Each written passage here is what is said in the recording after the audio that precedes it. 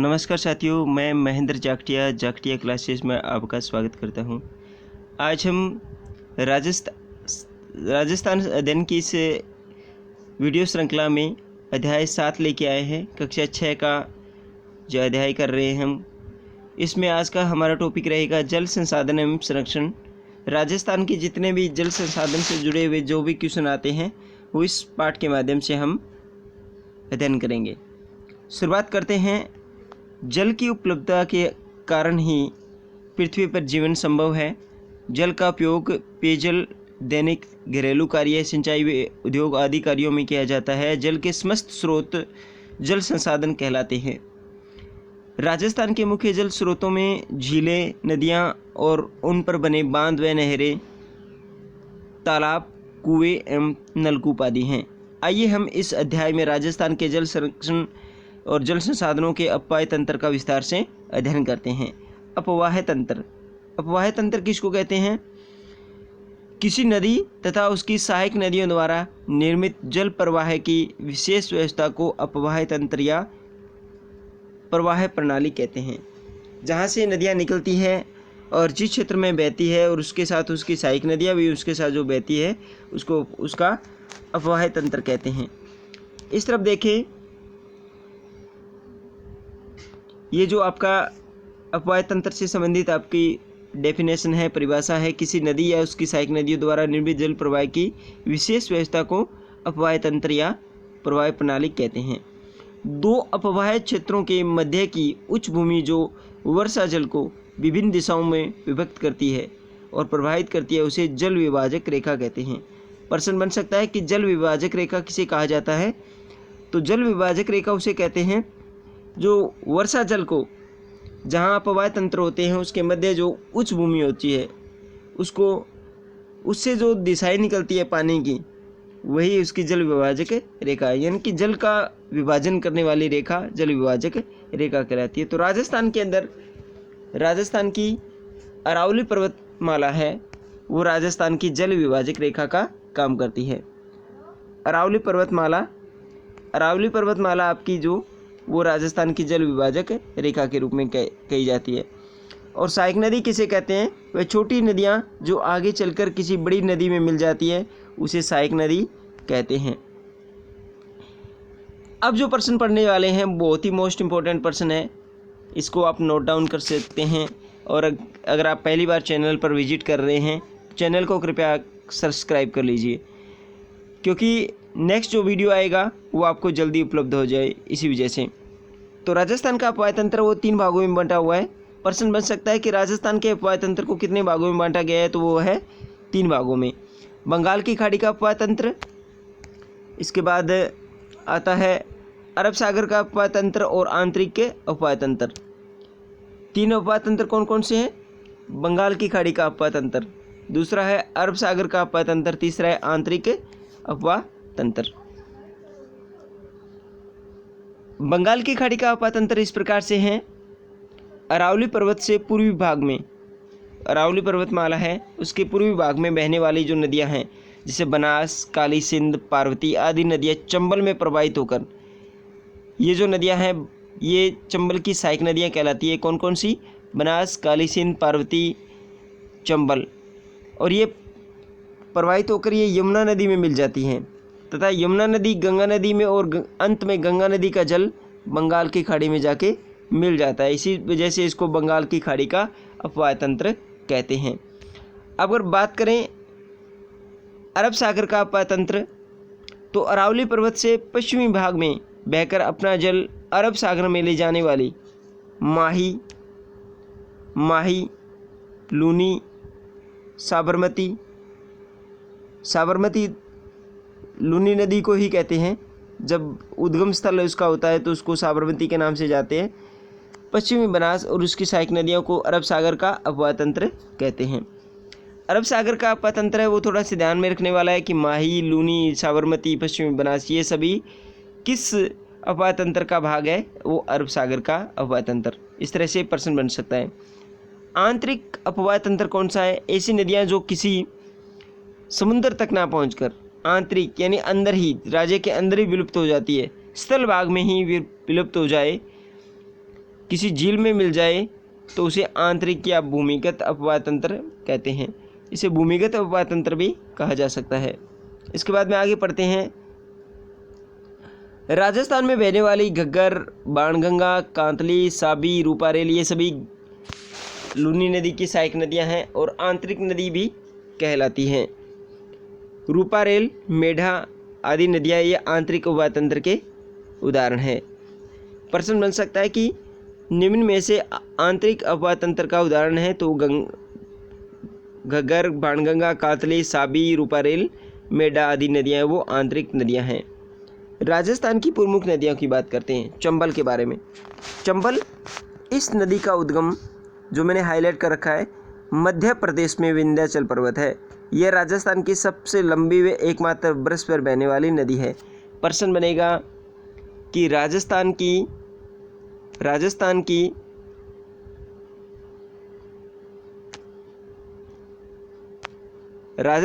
सबसे लंबी नदी कौन सी है? राजस्थान की सबसे लंबी नदी कौन सी है? राजस्थान की सबसे लंबी नदी कौन सी है? तो है चंबल नदी।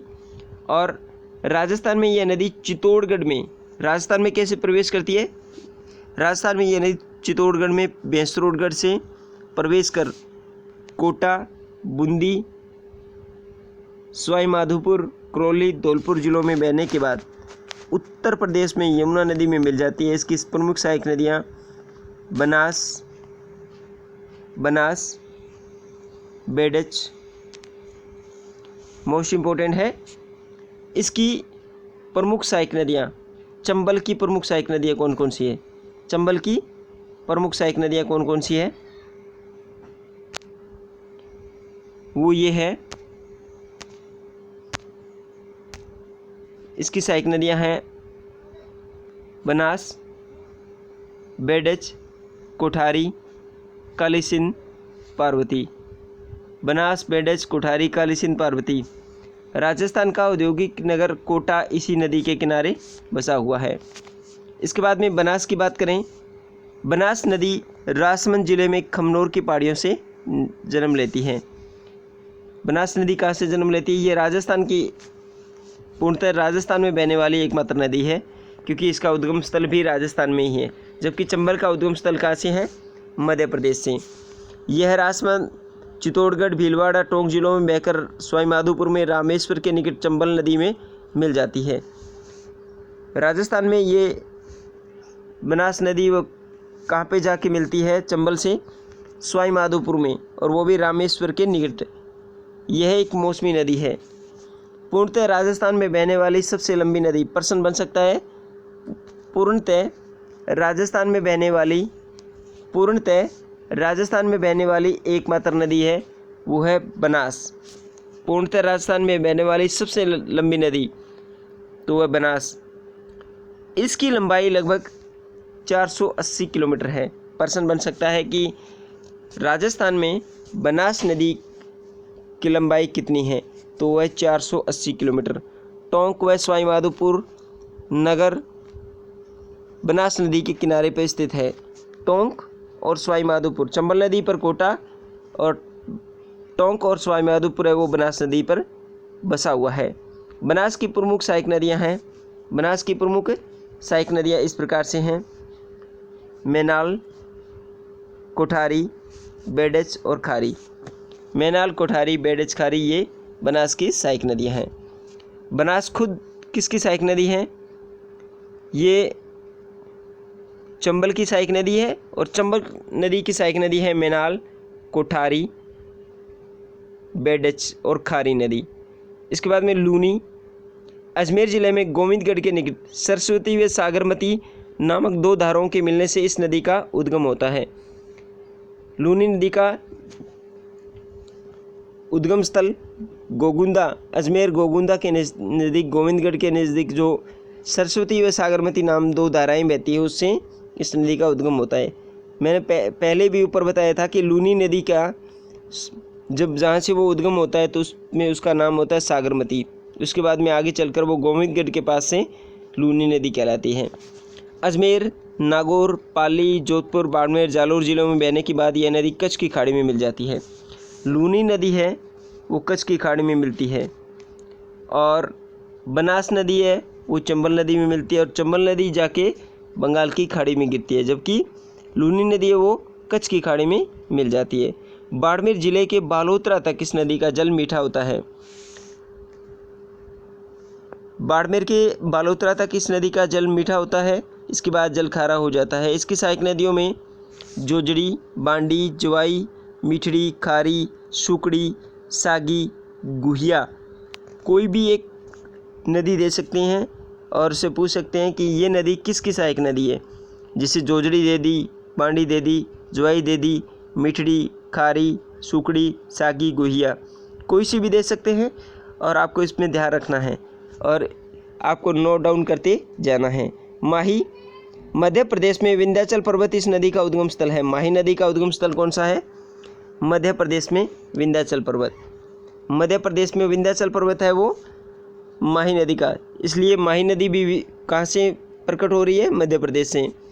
इस नदी में राजस्थान में बांसवाड़ा व प्रतापगढ़ जिलों के बहने के बाद खंबात की खाड़ी में मिल जाती है।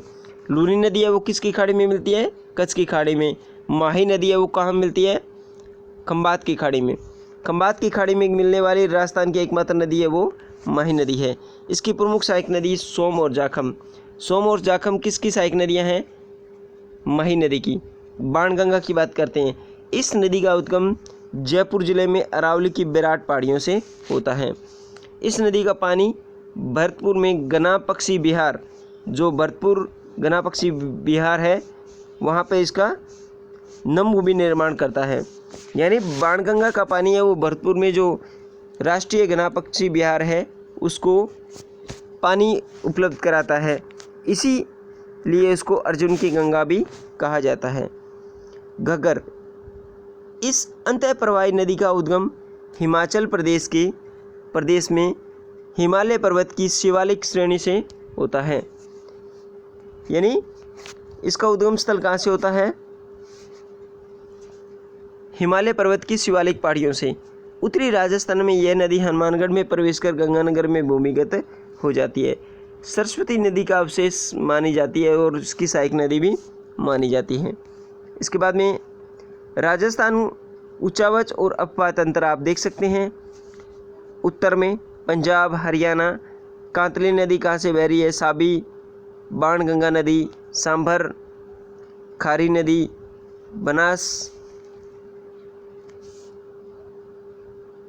मोरेल नदी, चंबल नदी, पार्वती नदी, काली सिंध नदी।